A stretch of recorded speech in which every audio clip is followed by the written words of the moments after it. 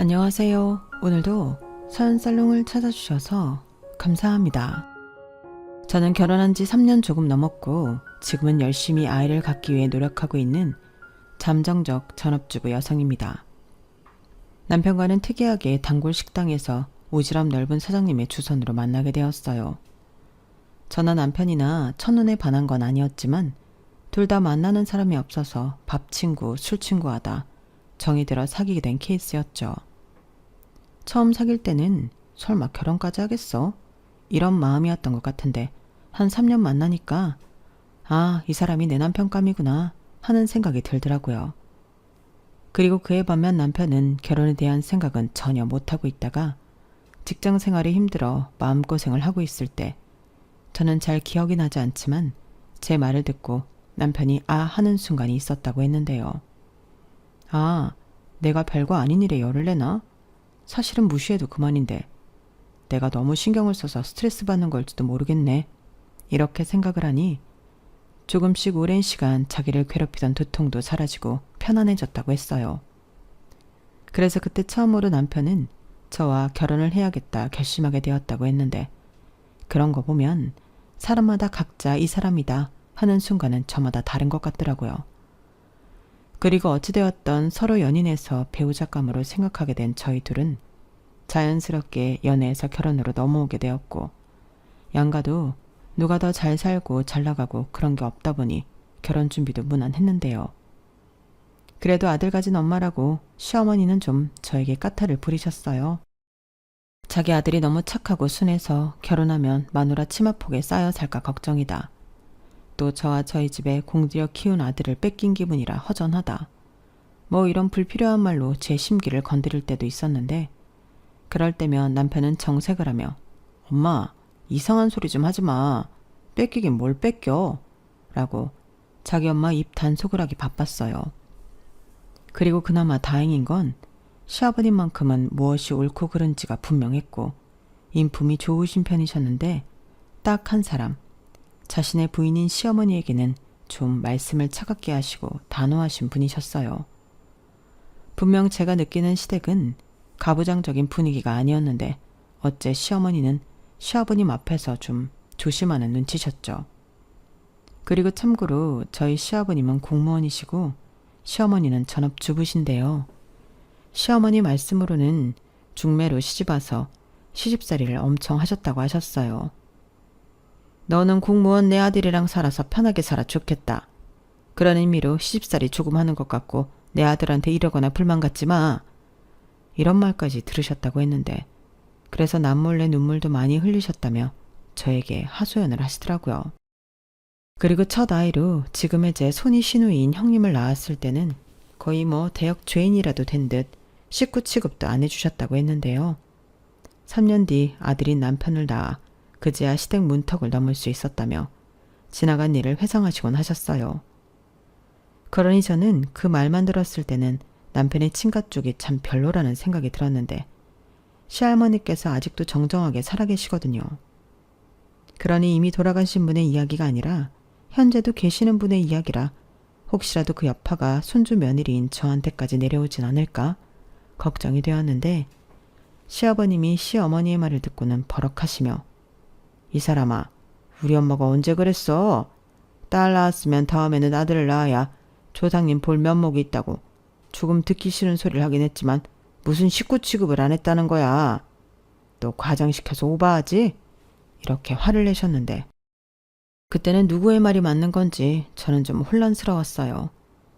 그런데 시간이 조금씩 지남에 따라 제가 몸소 겪은 시어머님 성격이 매사 어떤 일이 있든 좀 과장되게 이야기하는 편이셔서 어느 순간부터는 시어머니의 말을 곧이곧대로 듣진 않았는데 아마도 시아버님 말처럼 딸을 낳고 대역 죄인 취급을 당했다가 아들을 낳고 시댁 문턱을 넘었다는 말은 과장된 말일 거라 생각하게 되었죠. 그리고 실제로 뵙게 된 시할머니는 제가 생각했던 것보다 온화하고 친절하셨는데 손주 며느리가 뭐 할 줄 아는 게 있겠냐고 저를 주방에도 들어올 필요 없다고 당신이 손수 음식을 차려 맛있는 반찬을 일부러 제 앞으로 놓아주시곤 하셨어요. 그런 거 보면 무섭거나 사람을 함부로 대한다는 느낌은 전혀 받지 못했는데요. 시어머니의 왜곡된 기억은 거기서 끝이 아니었죠. 시어머니는 당신이 중매로 시집 왔을 때 당신 친정이 엄청난 부자였다며 시아버님 집에서 당신을 돈 보고 결혼시키신 거라고 하셨는데 큰오빠, 즉 남편의 외삼촌이 큰 사업을 하다 말아먹어 그 많던 재산도 날아갔다고 하셨어요. 그리고 그 일로 시댁에서 찬밥 신세가 되었다며 그래서 시아버님이 자기한테 막대하는 것도 있다고 하셨는데 그 말도 저는 믿을 수는 없었죠. 누구의 편을 더 들고 말고의 문제가 아니라 시어머님이 저러시지만 않으면 제가 본 시아버님과 시할머니는 시어머니에게 안 그러실 것 같았어요.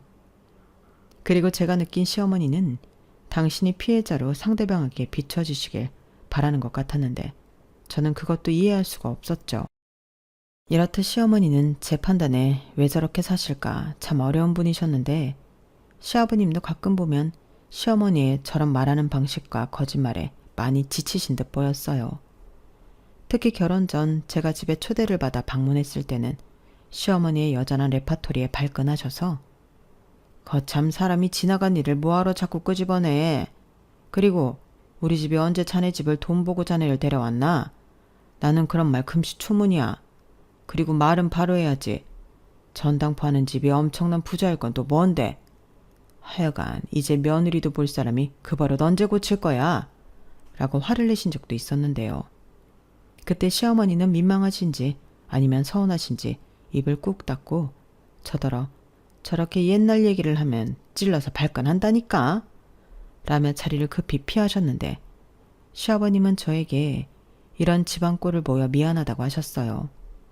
그런 거 보면 시부모님인 두 분 사이가 그닥 좋아 보이진 않았는데 중매 결혼이 다 그런 건 아니겠지만 어째 두 분을 보니 결혼을 중매로 하는 건 좀 위험할지도 모른다는 생각을 하게 되었죠. 물론 시간이 지나면 아무리 사랑해서 결혼한 부부도 정이나 사랑 같은 감정 말고 전우애로 산다고 하는데 그렇게 따지면 연애 결혼한 저희 부모님은 20년, 30년을 넘게 살았어도 그러지는 않으셨어요. 지금도 항상 하루 일과를 마치면 두 분이 수고했다, 고생했다 하시며 서로의 노고를 누구보다 알아주고 자식인 저와 제 동생에게도 엄마 말 좀 잘 들어라, 아빠한테 감사하다고 말씀드려라 하며 가정 교육을 시키셨는데 그런 모습만 보고 자랐던 저는 죄송한 말이지만 시부모님을 보고 편견 아닌 편견을 갖게 된 것이 사실이었죠. 그래서 갓 결혼했을 때는 남편에게 나는 우리 부모님처럼 살고 싶다고 아주 대놓고 말한 적도 있었는데요. 행여 남편이 마음이 식었다고 저를 차갑게 대하면 너무 서운할 것 같아 미리부터 겁을 먹고 그런 말을 했던 거였죠.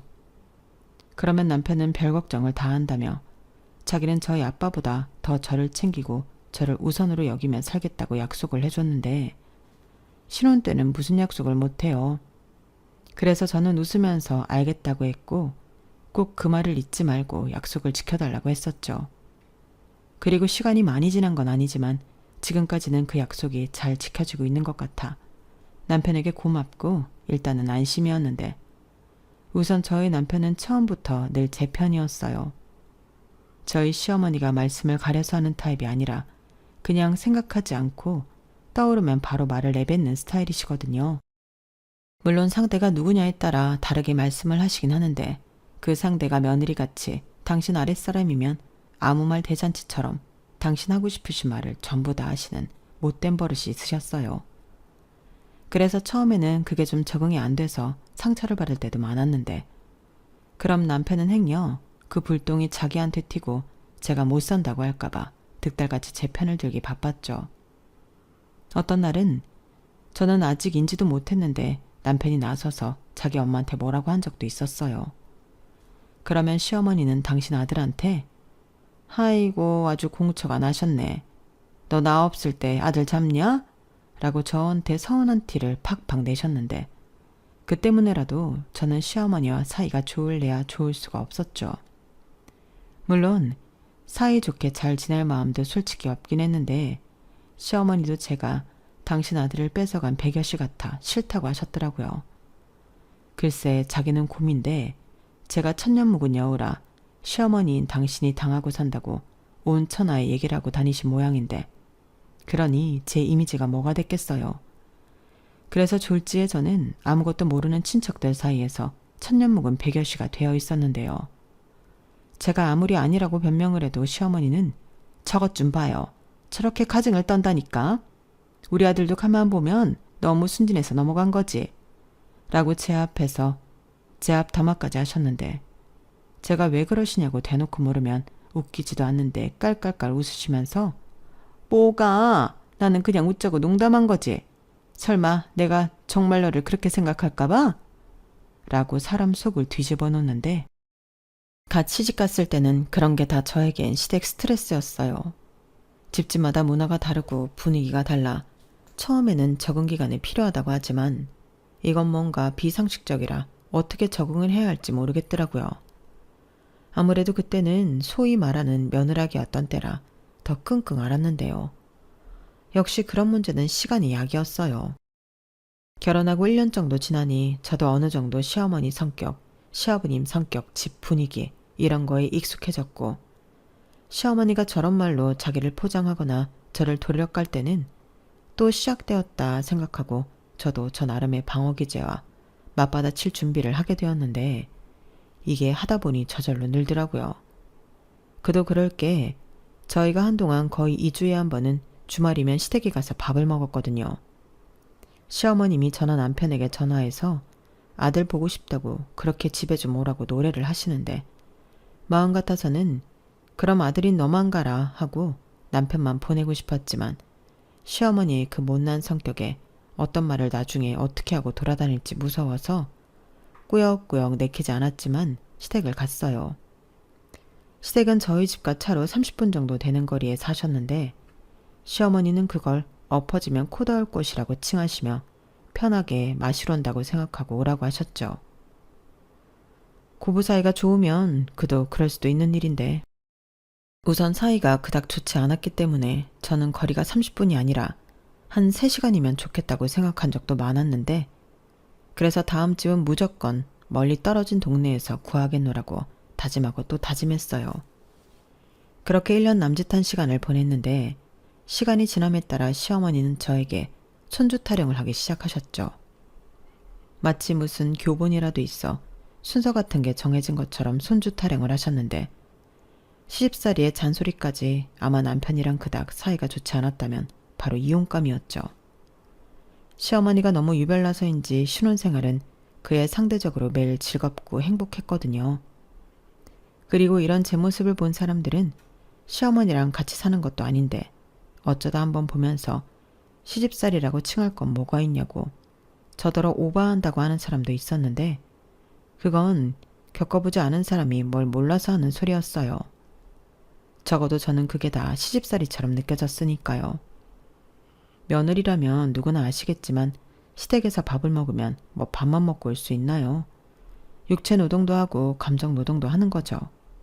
그럼 집에 오면 녹초가 되는 게 당연한데 여기서 더 싫은 건 내 금쪽 같은 휴일을 그렇게 보냈다는 사실이었어요. 다음 날 출근을 해야 하니까요. 그런 가뜩이나 싫은 월요일이 더 싫고 24시간이 아니라 36시간 정도 되는 것처럼 길게 느껴졌는데 이걸 다행이라고 해야 하나? 싫은 게 있으면 또 좋은 것도 있긴 했죠. 시댁을 다녀오고 난 뒤 주중은 남편이 그렇게 저한테 잘할 수가 없었거든요. 남편은 항상 자기 엄마 때문에 자기가 미안하다고 둘만 있을 때는 밥도 자기가 다 차리고 설거지도 하고 청소도 하고 제가 뭐 먹고 싶다고 하면 엉덩이 가볍게 사오기도 했는데 그러니까 참아지더라고요.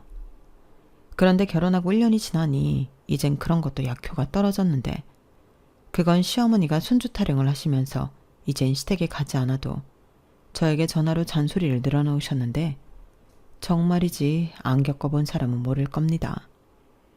핸드폰에 시어머니를 뜨면 그 자체가 저에겐 공포였거든요. 그리고 제가 밖에서 일하는 며느리인데 시어머니는 그런 것도 안중에 없는 사람이었고요. 당신이 언제 전화를 하든 제가 다 받아야 한다고 생각하셨어요.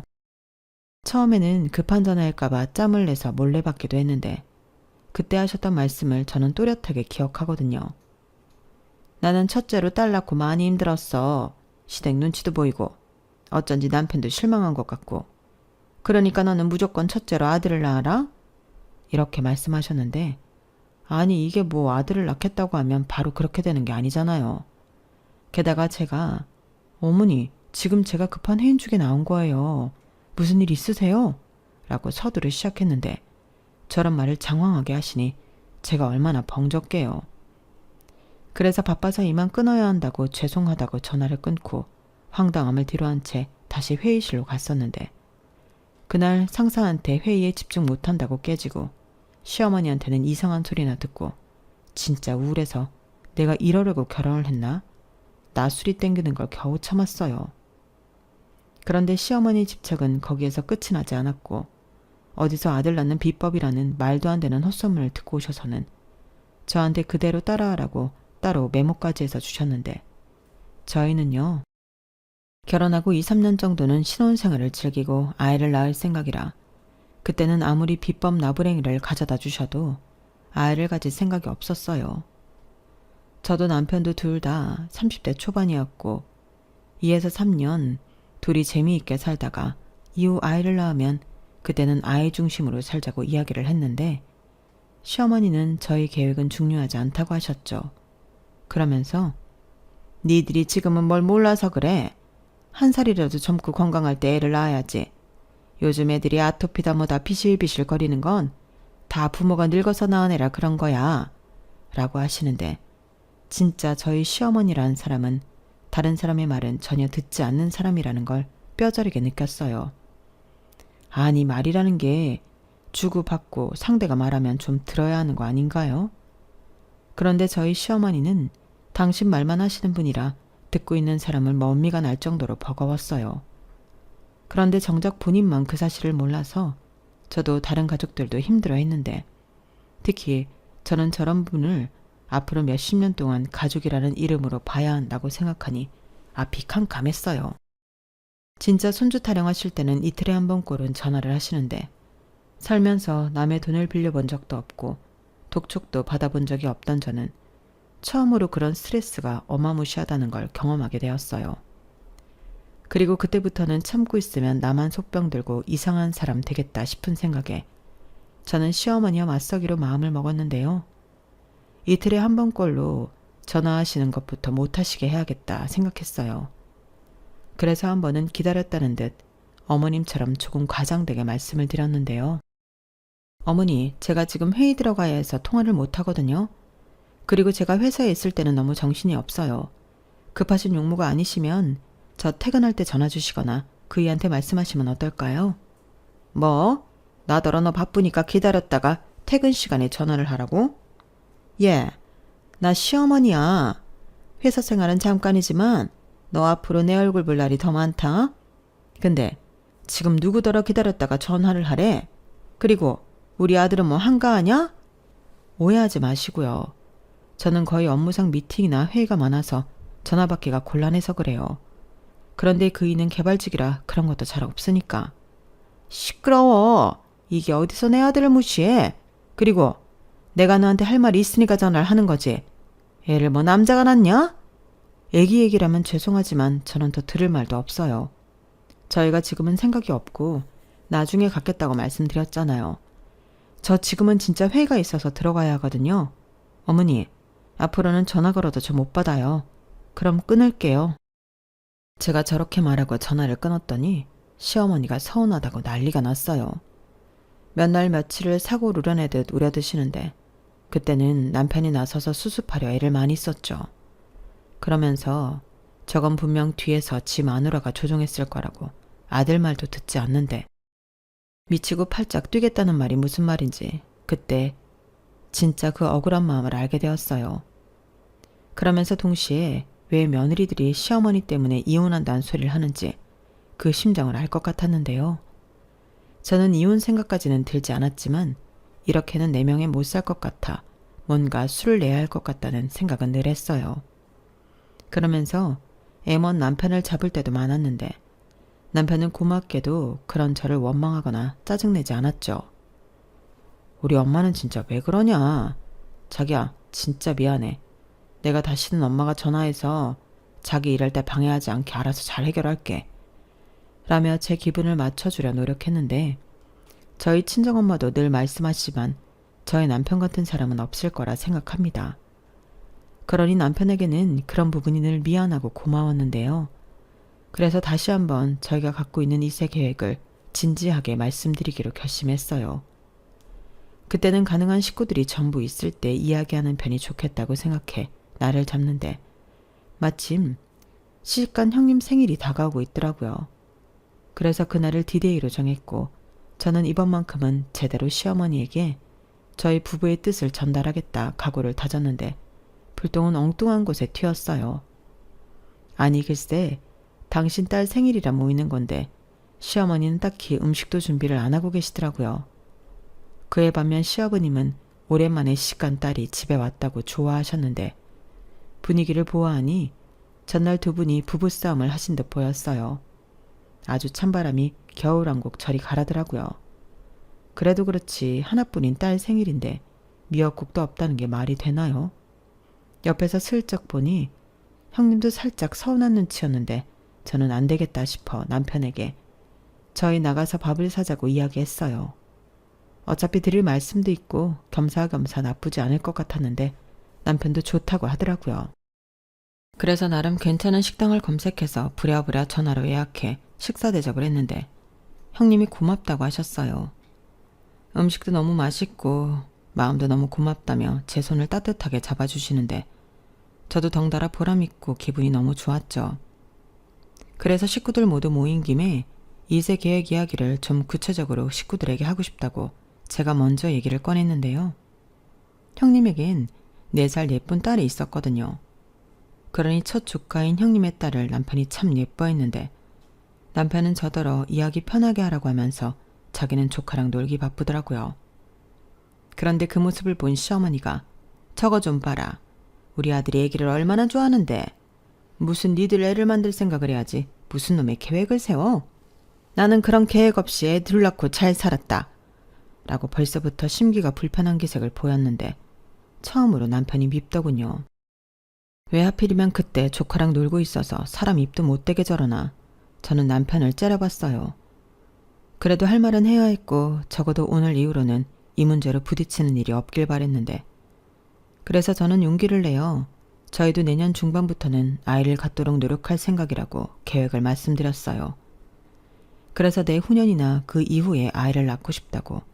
그 전까지는 저희 부부도 둘만의 시간을 좀 보내면서 추억을 많이 만들고 싶다고 이야기를 했는데요. 시아버님도 형님 네 분도 고개를 끄덕이며 좋은 생각이라고 하셨어요. 하지만 예상했던 대로 시어머니는 웃기고 있네. 애가 뭐 니들이 갖자고 하면 기다렸다는 듯이 생기는 줄 아니? 노력을 하라는 거지 노력을. 그러다 안 생기면 어쩔 거야? 라고 무조건 지금부터 열심히 부부생을 하라고 강요하셨는데 그러자 옆에서 듣던 형님이 저를 도와주고 싶으셨는지 이렇게 말씀하셨어요. 에이 엄마는 뭘 또 그렇게 과장해서 말해. 둘이 아직 어리고 건강한 게 왜 애가 안 생기겠어? 그리고 올케가 애기 낳으면 엄마가 봐줄 거야? 그런 거 아니면 요즘은 애 낳아라 마라. 아무리 시어머니라고 해도 강요하면 안 돼. 올케 지금 일하는데 애 낳으면 출산휴가에 육아휴직까지 눈치 보이는 건 올케잖아. 이렇게 말씀하시는데 제 속이 다 시원하더라고요. 사실 저희 회사가 출산휴가까지는 뭐라고 하지 않지만 남자든 여자든 육아휴직을 한다고 신청하면 좋은 시선으로 보지 않았어요. 오래된 일이긴 하지만 제 눈으로 육아휴직을 쓴 과장님 채스강이 본인의 의사와는 상관없이 빠지는 것도 봤는데 저런 취급을 당할 바에는 회사를 그만둬야 한다고 어린 마음에도 생각했거든요. 그리고 실제로 저는 아이를 낳으면 육아휴직이 아닌 퇴사를 하고 제 손으로 아이를 키울 생각이 있었기 때문에 덜컥 아이가 생기는 것도 지금 당장은 반갑지 않았죠. 하지만 시어머니는 당신 딸이 하는 소리에도 왜 그런 게 눈치가 보여? 요즘은 펍으로 다 된다며. 내 친구 며느리도 육아휴직 다 쓰고 멀쩡히 회사 복직했어. 라고 하시는데 사회생활을 전혀 하지 않으셨던 시어머니에겐 어째 통하지 않는 말처럼 느껴졌어요. 그리고 그때 제가 쐐기를 박아야겠다 하는 생각에 이렇게 말씀드렸는데요. 어머니, 아무리 나라에서 육아휴직 쓰라고 법으로 정했어도 회사마다 복지가 달라서 형식적으로 있기만 할 뿐 못 쓰는 곳도 있어요. 저희 회사도 그런 편이거든요. 인력도 부족하고 일은 많고. 그래서 제가 휴직을 하기에는 눈치가 많이 보여요. 그래서 저는 아기 낳을 쯤에는 그냥 퇴사하고 아기한테 집중하면서 전업주부하려고 하니 조금만 기다려주시면 안 될까요? 제가 아기 안 낳는다고 그러는 건 절대 아니거든요. 저도 아기 좋아해요. 셋까지는 낳고 싶은 마음도 있어요. 뭐? 전업주부? 너 지금 회사 때려치우고 전업주부 한다고 했니? 그럼 우리 아들만 혼자 생고생을 시키겠다는 거야? 네? 그건 아닌데. 아니 이게 뭐가 아니야? 요즘도 일하기 싫어서 시집가는 여자가 있다고 하던데 혹시 너도 그런 거냐? 엄마 무슨 말을 그렇게 해. 만약 지연이가 그런 마음이었으면 회사부터 관뒀겠지. 그래 엄마 그건 좀 아니다. 옳게 일하는 거 보니까 엄청 바쁘던데. 그거 하기 싫은 사람은 못하지. 그리고 나도 맞벌이 하면서 애 키우지만 이게 뭐 보통 일인 줄 알아? 나는 그래도 시어머니가 우리 아린이 봐주시니까 했지. 안 그랬으면 나도 못하고 전업주부 해야 해. 그리고 엄마도 주부면서 주부가 뭐 노는 사람이야? 전업주부도 힘들잖아. 애보랴 살림하랴 고생하는 건 똑같지. 시끄러워. 너는 왜 갑자기 나서서 그래? 그리고 지금 쟤랑 나랑 같아? 요즘 시대의 말로 맞벌이 안 하는 집이 어딨어? 다들 애 낳고 돈만 잘 버는데 무슨 전업주부야? 나는 그 꼴은 못 본다. 엄마, 제발 그만 좀 해. 이건 이미 우리 부부가 그러기로 결정한 일인데 왜 엄마가 나서서 그래? 나는 상관없어. 아빠도 혼자 식구들 위해 그렇게 살았잖아. 실푼이 같은 놈. 너는 저 말이 무슨 뜻인지 몰라? 너 혼자 뼈 빠지게 돈 벌어서 처자식 갖다 줘야 한다는 소리야. 너는 배알도 없냐? 처자식이 네 등골만 파먹겠다는 건데 넌 그게 좋아? 어머니, 제가 아주 전업주부로 산다는 건 아니고요. 애기 좀 크면 다시 일할 거예요. 저도 평생 남편만 고생시킬 생각은 없거든요. 아이고, 그거야 네 생각이지. 그때 가서 놀루가 써준대? 잔말 말고 회사 그만둘 생각 따윈 버려. 요즘처럼 어려울 때 같이 벌어야지. 거참 그만하지 못해. 오늘 당신 딸 생일인 거 몰라. 그리고 애들이 알아서 하게 냅두지 왜 자네가 감나라 배나라 해. 그렇게 따지면 나는 배알이 없어서 평생 혼자 벌어 처자식 먹여 살렸나? 칠푼이라 처자식이 내 등골 파먹히는 걸 좋아했어. 본인이야말로 여태 그런 마음으로 나랑 한 입을 덮고 산 모양이네. 여보, 말이 그렇잖아. 자기는 옛날 사람이라 괜찮고 쟤들은 요즘 사람이라 안 돼? 그럼 은혜 말처럼 자네가 애를 대신 키워주겠다고 이 자리에서 선언해. 그래야 말이 맞는 거지. 손주는 빨리 보고 싶고 며느리가 회사 눈치 보여서 그만두는 꼴은 못 봐. 세상에 그런 이기적인 마음이 어딨나? 순간 시아버님 말씀에 분위기는 차갑게 가라앉았어요. 시어머니는 시아버님의 말에 한마디도 하지 못하고 자리를 박차고 일어나셨고 저는 괜히 생일인데 형님에게 죄송해졌는데 그래서 그날은 그렇게 끝이 흐지부지 되면서 저희 부부는 집으로 돌아왔어요. 집에 돌아와서도 마음이 좋지 않아 남편과 마주하기도 힘들더라고요. 그래서 나는 피곤해서 일찍 잔다고 방에 들어왔는데 남편도 심란한지 거실에서 꽤 오랫동안 혼자 있더군요. 그리고 바로 다음날 아침 대바람부터 시어머니에게 전화가 왔는데요. 저는 전화를 받지 않았지만 벌써부터 시어머니가 왜 전화를 하셨는지 알 것 같았어요. 그래서 일부러 받지 않았고 나중에 퇴근할 시간쯤 전화를 걸었는데요. 아니나 다를까 시어머니는 잔뜩 화가 나서는 어제는 다른 식구들이 있어 더는 말을 못했지만 회사 그만둘 생각은 하지도 말라고 만약 회사를 그만두면 자기가 자기 아들을 위해서 이혼시키겠다는 다소 극단적인 말씀도 하셨는데 그러시고는 아이는 하루라도 빨리 낳는 게 나으니 저더러 계획 어쩌고 따지지 말고 임신하기 위해 열심히 노력하라고 하셨어요. 그때는 황당함을 넘어 진짜 화가 나더라고요.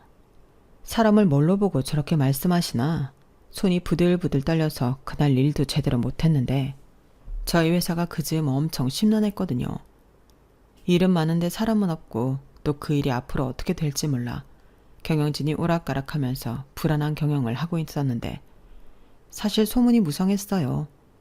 합병 얘기가 오고 간다거나 대규모 구조조정이 있을 예정이 있다거나 또 회사를 팔아 완전히 다른 업종이 될 수도 있다는 말이 돌았는데, 그래서 솔직히 마음은 당장 그만두고 싶어도 일단 눈밖에 나지 않으려 할 때였어요. 그런데 괜히 노파심에 제가 자꾸 시어머니와 통화하고 신랑이 하는 모습을 보이니 안 좋을 것만 같았는데, 그러던 중 회사에서 인공지능 어쩌고 하면서 새로운 사업을 하겠다고 하더군요. 그러면서 그쪽으로 인력을 다수 채용하면서 다른 부서는 인력을 줄이겠다고 희망퇴직자를 찾기 시작했는데, 희망퇴직이다 보니 퇴직금 이외에도 위로금 명목으로 꽤 많은 돈을 더 준다 하더군요. 솔직히 고민이 너무 됐어요. 아는 사람의 슬쩍 물어보니 퇴직금 말고 더 주는 그 돈의 액수가 1년치 연봉만큼은 된다고 했는데, 제가 진지하게 계산을 해보니 퇴직금까지 합치면 1억이 조금 넘는 금액이었어요. 완전 목돈이죠. 누군가는 1억이 돈이야 하시는 분도 계셨지만, 저는 당시 30대 초반으로 연봉이 5천 정도 됐어요. 그리고 이건 제 예상이었는데, 지금 기회를 놓치고 나중에 회사를 그만두게 되면 지금 이 순간을 뼈저리게 후회할 것만 같았는데요. 저라고 나중에 인원 감축 명단에서 빠질 수 있다는 장담을 할 수 없으니까요.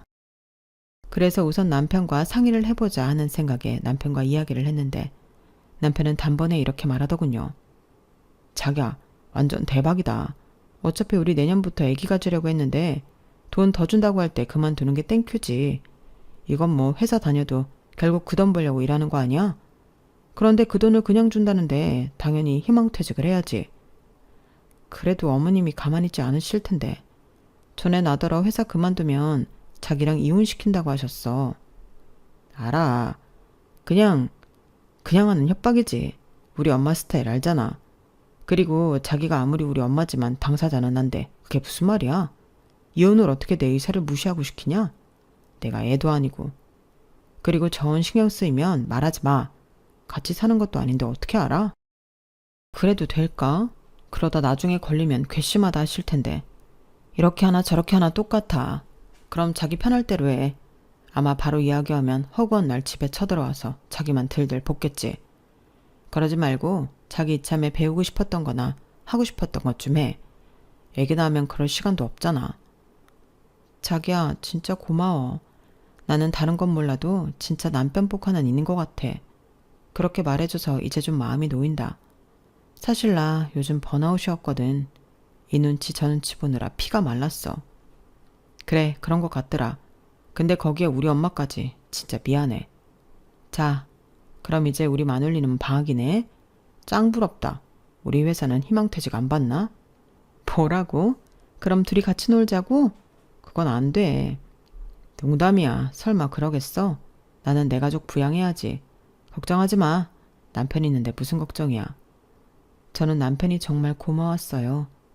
그리고 다음날 당당하게 희망퇴직 신청서를 회사에 냈고 한결 편안해진 마음으로 회사 정리를 하기 시작했는데, 참, 재수도 없지. 시어머님 저희 집에 오셨다가 제가 희망퇴직한다는 걸 알게 되셨어요. 제가 관련 서류들을 거실 테이블에 올려놓았는데 정리한다고 밑에 넣어둔 서류를 시어머님이 꺼내서 보셨더라고요. 그런데 불같이 화를 낼 줄 알았던 시어머니는 저더러 잘했다고, 회사가 망할 것 같으면 돈 줄 때 나오는 게 맞다고 웬일로 제 칭찬을 하셨는데, 어안이 벙벙했지만 혼나지 않았으니 다행이라고 생각했죠. 그래서 나름 처세를 좀 해보려고 예상보다 빠르지만 임신 준비를 해볼까 한다고 말씀도 드렸는데, 시어머니는 잘 생각했다고 하셨어요. 얼굴을 보아하니 꽤 좋아하시는 얼굴이라 잘 됐다고 간담을 쓸어내렸는데, 며칠 뒤 갑자기 시어머니 저더러 다른 가족들 몰래 둘만의 대화를 좀 해보자고 하시더라고요. 아니, 가족들 몰래 둘만 할 이야기가 뭐가 있죠? 그런데 시어머님은 다른 가족들 몰래 사채빚이 있었다고 저더러 그 돈을 갚아달라고 하셨어요. 다 해서 8천만 원 조금 넘는데 원금은 2천만 원인데 이자 때문에 그 지경이 된 거야. 또 금방 9천 되고 1억 될 거라고 하는데, 그럼 진짜 나 니네 시아버지한테 난리 나는 거거든. 설마 시어머니 이혼당하는 거 보고 싶은 거 아니지? 너 나중에 나 없으면 시아버지 부양해야 한다. 이렇게 나중에 시아버지 모실 것 아니면 네가 돈 좀 내줘. 어이가 없었어요. 그런데 2천만 원은 어쩌다 빌리신 거예요? 그것도 사채로? 그게 네 시아버지라는 인간이 생활비를 아주 쥐똥만큼만 주거든. 그래서 내가 투자도 좀 하고 개도 좀 하고 그러면서 돈을 좀 굴렸거든. 사실 나 수완 좋은 사람으로 유명해. 근데 이번에 좀 큰 투자처에 투자를 하느라 아는 사람한테 돈을 좀 빌렸어. 그래서 전 재산에 빌린 돈까지 5천만 원 넣었는데 그게 사기였던 거지. 근데 내가 가진 거 다 털어서 사기를 당했는데 빌린 돈을 어떻게 갚아? 그래서 돌려막고 또 돌려막고 하다 보니까 은행은 내가 수입이 없어서 안 된다고 하고 어쩔 수 없이 사채로 빌렸지. 안 그러면 집에 도축장 날아간다고 하는데 겁났거든. 근데 얘 사채는 사채더라. 이게 더 무서워. 어머니 당연하죠. 어떻게 겁도 없이 사채를 쓰셨어요? 몰라서 그랬지. 그래서 내가 이렇게 너한테 부탁하잖아. 그래도 사람이 아주 죽으라는 법은 없다고. 네가 퇴직금을 땡겨받게 될 줄 누가 알았겠니? 그때 수령금액 보니까 1억이 넘던데 너무 잘 됐지. 너 내 빚 갚아도 돈 남잖아. 어머니, 그 돈 제가 그동안 힘들게 회사 다녀서 번 돈이에요. 그리고 앞으로 애기 낳으면 또 써야 하는 돈이지 어머니 빚 갚아드릴 돈이 아니에요. 뭐라고? 그래서 너는 지금 시어머니가 사채빚으로 힘들어한다고 사정을 하는데 그 돈을 못 갚아준다는 거야? 네. 어머 기가 막혀. 너는 내가 웃음니? 앞으로 너는 평생 내 아들이 벌어다주는 돈 까먹으면서 살 텐데 너는 염치도 없다. 염치가 있어서 그러는 거예요. 어머니 말대로 제가 앞으로 어떻게 될지 모르지만 남편 돈으로 살아야 하는데 저도 쥐고 있는 돈이 있어야죠. 아무리 그 돈을 어머니 빚 갚아드렸다고 해도 뭐가 달라지겠어요. 없어지는 건 똑같죠. 뭐? 뭐가 똑같아? 그깟 푼돈 가지고 지금 나한테 유세 떠냐? 내가 기껏 내 아들 등골 파먹고 사는 것도 눈 감아 주려고 했더니 너는 진짜 안 되겠다. 저는 제가 뭘 잘못했는지 저에게 화를 내는 시어머니를 보고 억울했어요. 그래서 아무리 내가 며느리고 아랫사람이라고 해도 이런 푸대접은 말도 안 되는 것 같아 이번에야말로 강하게 나가야겠다 마음을 먹었는데요. 그래서 어머니는 그런 푼돈도 없으셔서 저를 불러다 가족 몰래 비밀 이야기를 하시냐고. 저는 못 들은 걸로 하겠다고 했어요. 그러면서 그딴 데 허무하게 쓸 제 피 같은 돈이 아니라고. 시어머니 말처럼 정말 유세를 한번 떨어봤는데요.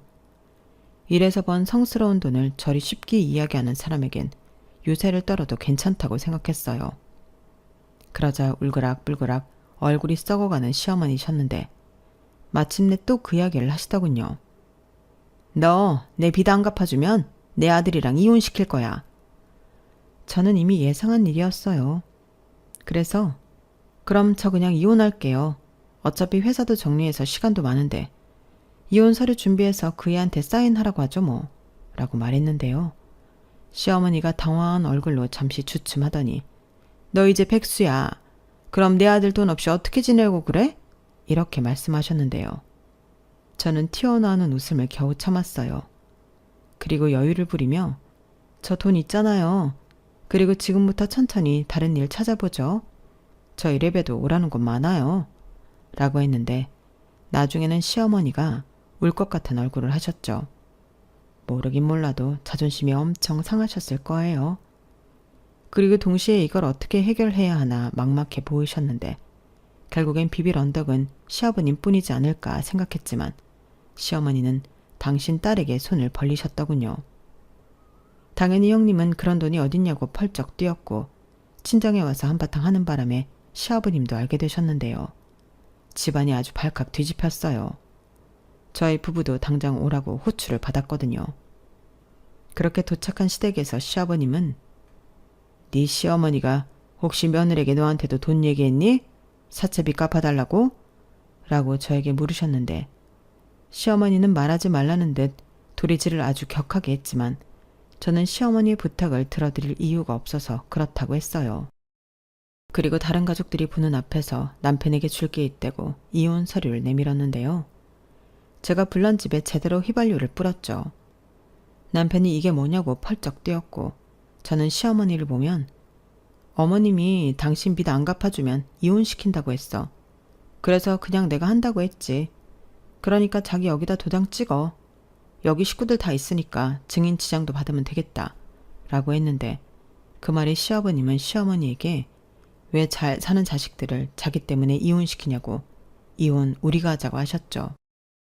그러면서 제가 준비해간 이혼 서류에 당신 이름을 쓰고 서류를 작성하기 시작했는데 시어머니가 기겁을 하시며 그 서류를 뺏어다 찢으셨어요.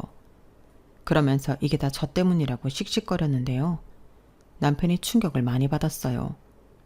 제가 아무리 화가 나도 비밀이라고 하는데 남편 속상할까봐 그때까지 말을 하지 않았거든요. 그리고 솔직히 이혼할 생각도 전혀 없었는데 나중에 시어머니가 이혼 어쩌고 하면 협박용으로 쓰려고 준비해 놓은 거였어요.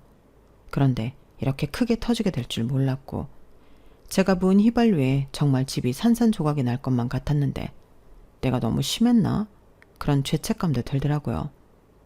하지만 남편은 도저히 이렇게는 못 산다고 시어머니와 절연을 하겠다 선언했는데 시아버님도 그러라고 하셨어요. 어차피 은혜는 시집가서 출가 외인이고 은혁이도 자기 색시 있는데 이제 우리 가족은 뿔뿔이 흩어져 살자. 내가 죽어도 니들 신세는 안 질 거니까 걱정하지 말고 저기 있는 저 여자도 괜히 엄마랍시고 거들 거 없어. 어머 여보, 지금 그게 무슨 말이야? 나도 지친다고. 내가 언제까지 자네가 이런 사고를 치는 걸 참고 사나. 개벌은 남 못 준다고 그동안 돈놀이하고 빚지고 사기당해 빚지고 돈사고를 얼마나 쳤어. 그때마다 자네가 나한테 그랬지. 다시는 안 한다고. 손모가지 걸고 안 한다고. 또 그런 일 있으면 자네 발로 집 나간다고 했잖아. 근데 자네가 자네 발로 나갈 거야? 아니잖아. 그래서 내가 내쫓는 거야. 이 집도 팔아서 나는 아무도 모르는 곳에 들어가 살 거고 행여 애들한테 빌부터 산다는 소리 들으면 내가 자네 정말 가만두지 않을 거니까 그런 줄 알아. 여보, 내가 잘못했어. 근데 지금은 나도 억울해. 이건 안 당해보면 모른다니까? 얼마나 감쪽같이 속이는데 억울해. 억울은 무슨. 나야말로 자네랑 산 세월이 억울하네. 자, 다들 해산. 알아서 잘 살아. 그날이요. 시어머니는 안 된다고 현관문을 막아서고 시아버님은 힘으로 뜯어내고 저희 남편은 저더러 신경 쓸 거 없다고 저를 데리고 그 집을 나왔어요. 그러면서 남편이 정말로 자기는 농담이 아니라며 시어머니와 영 끊고 살 거라고 다시는 이혼 소리 하지 말라고 무섭게 말했는데 단순히 보여주기 위한 거였지만 제가 너무 미안했어요. 그래서 미안하다고 진짜 이혼할 생각은 아니었다고 말했는데 남편이 나중에 흐느끼면서 울었어요. 그 모습을 보는데 어찌나 제 마음이 미어지던지 저는 잘못했다 했죠. 그 이후 정말로 남편은 시댁에 가자는 소리도 하지 않고 오로지 저와 있는 시간을 소중히 여겼는데 괜히 제가 시댁이 정말 어떻게 됐을까봐 불안했어요. 그래서 끙끙 앓다 며칠 뒤 형님에게 연락을 했는데요.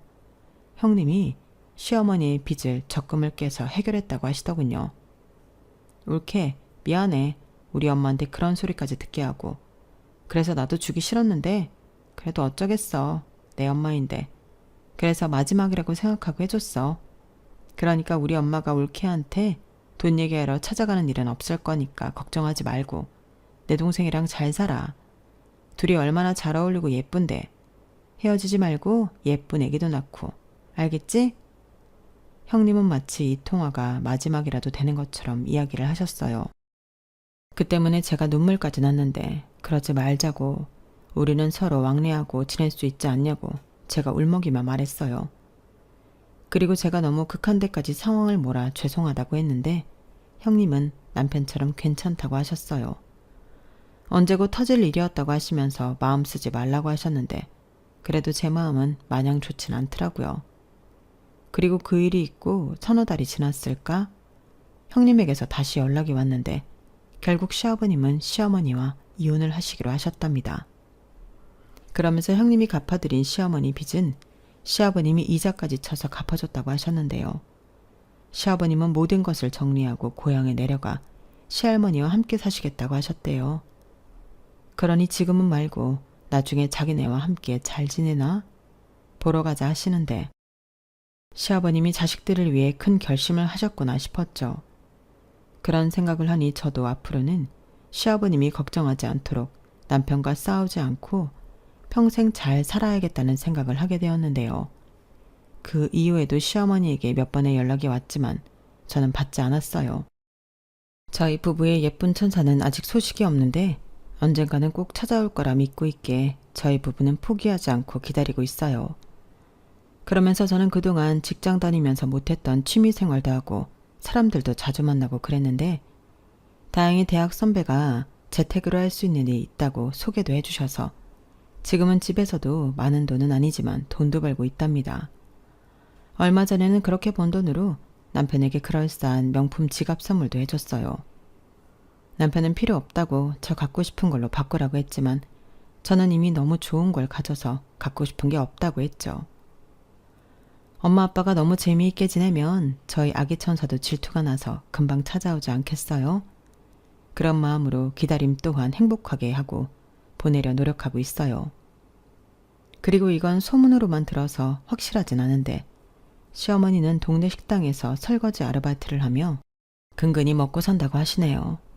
지금도 그 버릇을 못 고쳤는지 거짓말하다 된통 망신도 당하고 요즘은 거의 숨어서 조용히 지낸다고 하는데 부디 그렇게라도 그 나쁜 버릇 고치고 당신 남은 인생을 위해서라도 성실하고 정직하게 사셨으면 좋겠습니다. 저희 시아버님은 이제 농사꾼이 다 되어 겉모습부터 완전 다른 분이 되셨어요. 시할머님이 혼자 계셔서 늘 이렇게 살고 싶으셨다고 하시더니 얼굴이 부쩍 좋아지셨는데 언제 농사일을 다 배우신 건지 지금은 때 되면 쌀이다 고구마다 감자다 양파에 마늘까지 돈 주고도 사 먹지 못할 귀한 것들을 자식들에게 보내주고 계세요. 그런 걸 보면서 주변에서 어찌나 부러워하시던지 저더러 시집 잘 갔다고 하는 사람들이 많은데 저도 인정해요. 한때는 시어머니 때문에 힘들긴 했지만 지금은 그런 분도 안 계시고 모두 좋은 분들만 계시니 저만 잘하면 되는 거죠. 거기에 더불어 시아버님이 건강 잘 지키시고 그동안 하고 싶으셨던 것들 전부 다 하셨으면 하는 바람도 있는데요. 제가 예쁜 손주까지 낳아 손주 보는 재미까지 안겨드린다면 더할 나위 없이 행복하시겠죠? 그런 희망을 가져보면서 제 사연은 여기서 마치도록 하겠습니다. 저는 현재도 남편과 아주 잘 지내고 있고요. 다행히 전하지만 가족들끼리도 돈독하게 잘 지내고 있어요. 그러니 앞으로도 잘 지낼 예정이라 감히 말하고 싶은데 앞으로도 우리 가족 건강하고 행복하라고 여러분들이 화이팅 한번 외쳐주셨으면 좋겠네요. 그럼 지금까지 제 사연 함께 해주셔서 대단히 감사드리고요. 여러분들의 앞날에도 기쁘고 행복한 일 가득하시길 진심으로 바라며 저는 이만 물러가도록 하겠습니다. 그럼 안녕히 계세요. 여러분, 사연 댓글에 응원과 현명한 조언 부탁드려요. 좋아요, 구독은 저에게 큰 힘이 됩니다. 오늘도 좋은 일 가득하세요.